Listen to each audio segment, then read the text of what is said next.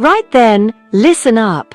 For too long you've been putting flowers in a vase on the table like some sort of decoration. What a waste! Today we're going to change that. I'm Ganon Lavry, and I'm here to show you that some of the most stunning ingredients you can use are growing right in your garden. We're talking about edible flowers, and no, I'm not joking. These aren't just for looking pretty. They are packed with incredible, surprising flavors that can elevate your cooking from amateur home cook to a culinary genius. Forget your boring old parsley garnish. We're taking things to a whole new level. These vibrant, beautiful blossoms are nature's secret weapon. They can add a peppery kick, a sweet perfume, or a splash of brilliant color that will make your dishes look like they came out of a Michelin star kitchen. But before you go out and start ripping petals off every plant you see, let me be absolutely crystal clear. You need to know what you're doing. This isn't a game. Using the wrong flower or one that's been sprayed with chemicals is not just a mistake. It's a disaster waiting to happen. It could make you seriously ill. So rule number 1, and don't you forget it. You must be 100% certain that the flower is edible and completely free from pesticides or any other nasty chemicals. Only use flowers you've grown yourself organically or bought from a reputable supplier who knows what they're doing. No excuses. Get it? Good. Now, let's get into the kitchen and explore the incredible world of edible flowers. Pay attention, you might just learn something. Let's go. First up, the nasturtium. Look at it. Bold, vibrant, absolutely stunning. This isn't just a pretty face, you donkey. This flower packs a punch. It has a brilliant, peppery flavor, almost like a radish or watercress. It's got a kick that will wake up your taste buds. Don't just throw it on a plate. Understand its power. You see people using limp lettuce in their salads all the time. Pathetic. A few of these petals tossed through your greens will transform a boring salad into something with character, with fire. It adds color, it adds texture, and most importantly, it adds a flavor that says, I know what I'm doing. Stop being an idiot sandwich and start using ingredients that actually do something. You can use the entire flower, the leaves, even the seeds. The seeds can be pickled to make what we call poor man's capers. See, versatility? But for now, let's focus on the blossom. Tear the petals and scatter them over a goat cheese salad. Or place a whole flower on top of a seared piece of fish for a beautiful, flavorful finish. It's simple, it's elegant, and it's delicious. It tells your guests that you care about the details. So get out there, find some organic nasturtiums, and for goodness sake, start making your salads interesting. Don't disappoint me. Now, look here, the pansy. You probably think this is just for window boxes. Wrong. This little flower is a workhorse in the kitchen, a beautiful, delicate garnish. It comes in a rainbow of colors, deep purples, bright yellows, pure whites. Visually, it's a 10 out of 10. But what about the taste? It's very mild, slightly grassy, a little bit minty sometimes. It's not going to overpower your dish like some other ingredients. Its job is to be beautiful, to add that final touch of elegance. Think of it as the final brushstroke on a masterpiece. You can crystallize them with sugar for decorating cakes and pastries, or float a whole pansy on top of a cold soup or a cocktail. Instant sophistication. Don't just plonk it on the side of the plate like an afterthought. Integrate it. Press the petals into the top of a shortbread cookie before baking. Freeze them into ice cubes for a stunning addition to a summer drink. It shows finesse. It shows you're thinking about every single element. It's delicate, so handle it with care. Don't be clumsy. Use tweezers if you have to. Precision is key. A simple dish of panna cotta or a plain cheesecake can become a showstopper with just a few carefully placed pansies. It's about making your food look as good as it tastes. Now get on with it. Violets. Small, delicate, and absolutely beautiful. And the smell? Incredible. A beautiful sweet perfume.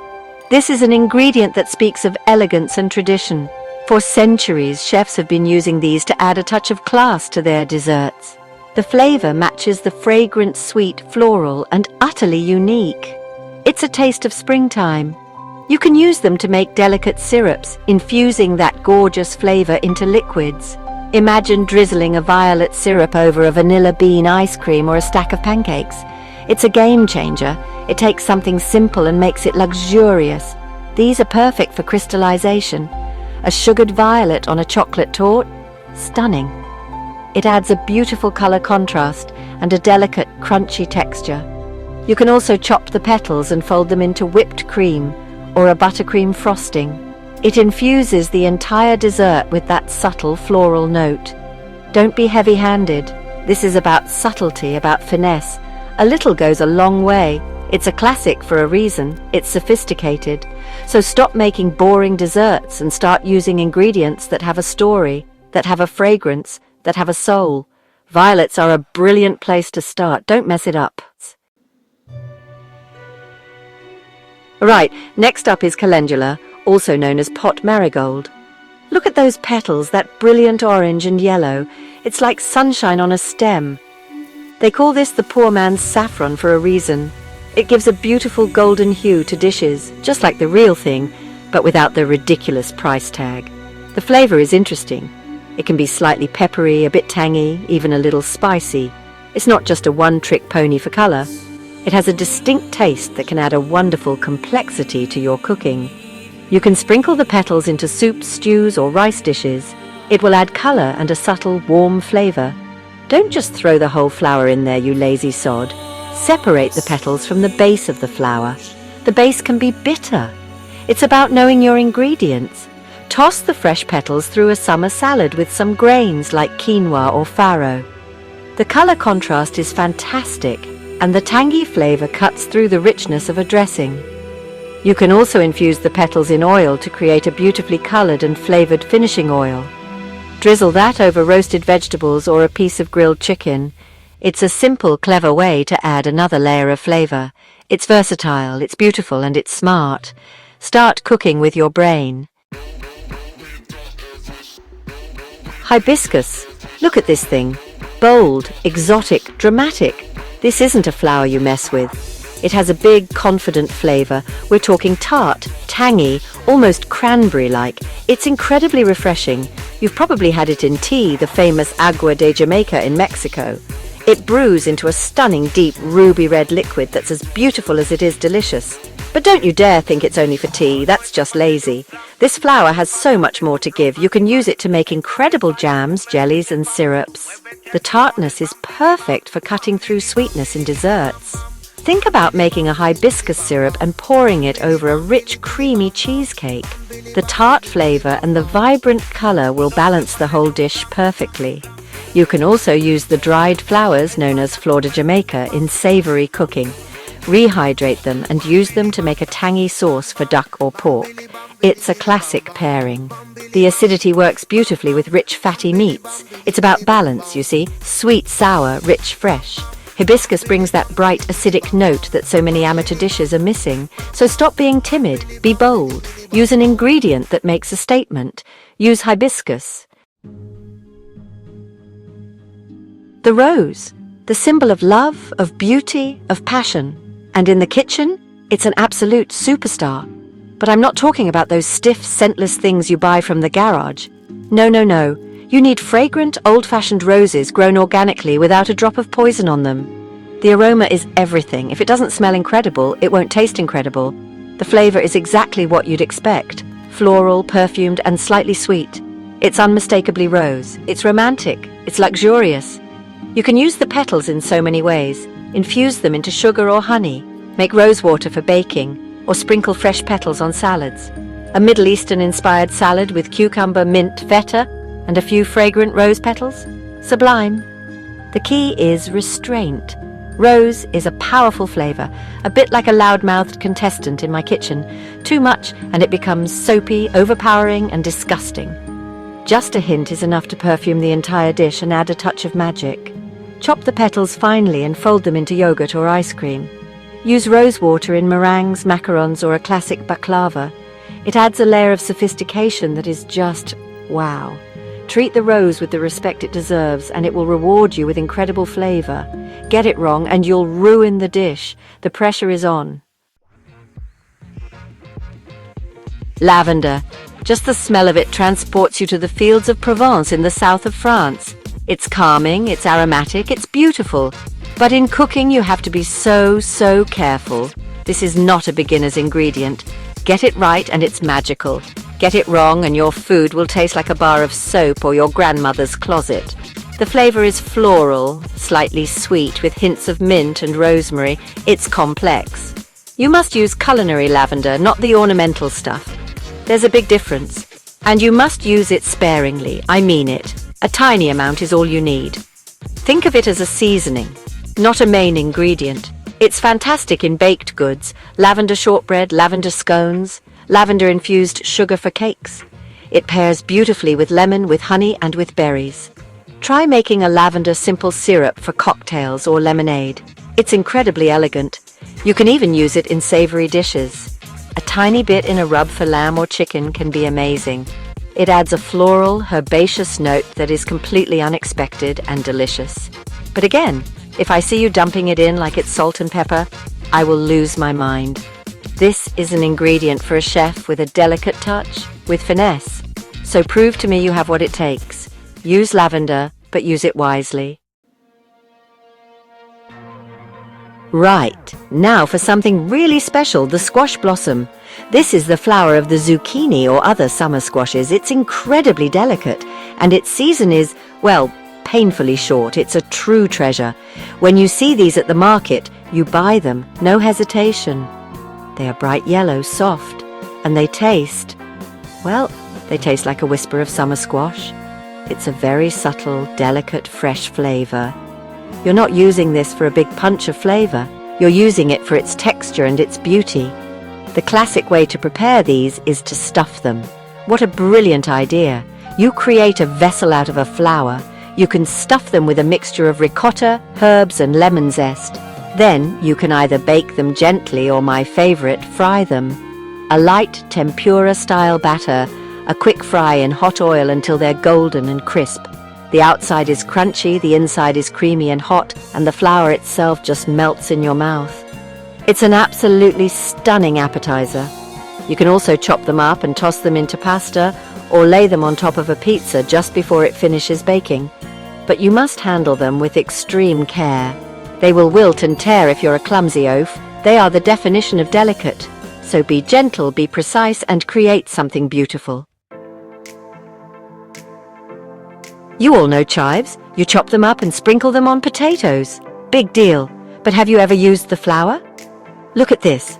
This beautiful purple puffball is the chive blossom. And let me tell you, it's a secret weapon. It tastes exactly like you'd hope. Like a chive, but milder, more delicate, with a subtle hint of garlic. It's a gentle onion flavor that doesn't have that raw, aggressive bite. It's a more refined way to get that flavor into your dish. And visually, it's a knockout. That vibrant purple color is just fantastic. Don't just throw the whole thing on top, that's lazy. Break the flower head apart into the individual tiny florets. Sprinkle those little purple stars over a finished dish. Imagine them scattered over a creamy potato soup, a goat cheese tart, or some scrambled eggs. It adds a pop of color and a beautiful fresh oniony flavor. You can also infuse them in white wine vinegar to create a stunning pink-hued chive blossom vinegar. Use that to make a vinaigrette for your salads. Delicious. It's about using every part of the plant, about finding flavor and beauty where others don't bother to look. So next time your chives start to flower, don't just cut them down. Use them. Wake up.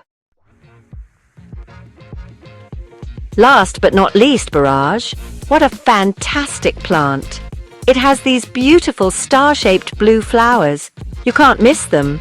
They're fuzzy, they're unique, and they have the most surprising flavor. It's a clean, crisp, refreshing taste of cucumber. It's uncanny. It's like nature decided to make a flower that tastes like a salad. This makes it absolutely perfect for summer drinks and dishes. It's a brilliant, natural way to add a cool, fresh note. The texture of the flower is delicate. It almost melts in your mouth. No cooking required for this one. This is all about fresh, raw beauty. The absolute best way to use these is in drinks. Freeze the flowers in ice cubes. As the ice melts, it releases the beautiful flower. Imagine that in a gin and tonic or a classic Pim's cup. It's a touch of class. You can also float the fresh flowers on top of cold soups like gazpacho or vichyssoise, or toss them into a salad, especially one with actual cucumber, to amplify that fresh flavor. The beautiful blue color is a stunning contrast against greens and reds. It's a simple touch, but it shows you're thinking. It shows you care. It's refreshing, it's beautiful, and it's delicious. What more do you want? So find some barrage and start making your summer drinks look and taste 100 times better. Right, that's your lesson for today. We've gone through 10 incredible edible flowers that can transform your cooking from bland and boring to brilliant. We've seen the peppery kick of the nasturtium, the sweet perfume of the rose, and the cool cucumber taste of barrage.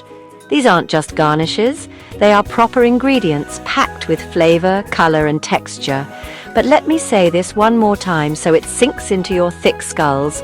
You must be absolutely 100% certain of what you are eating. If you have any doubt, any hesitation at all, then don't eat it. Your plate might not look as pretty, but you'll be safe. Safety first, always. Now, the real work begins.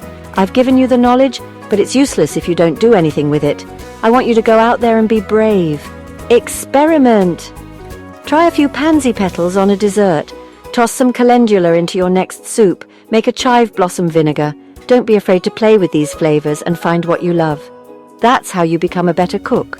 By pushing yourself, by trying new things, and by not being afraid to make a mistake. So get into that kitchen and start creating something amazing. Thank you for watching. I hope you've learned something and you're feeling inspired to get creative. Cooking should be an adventure, so go and have one.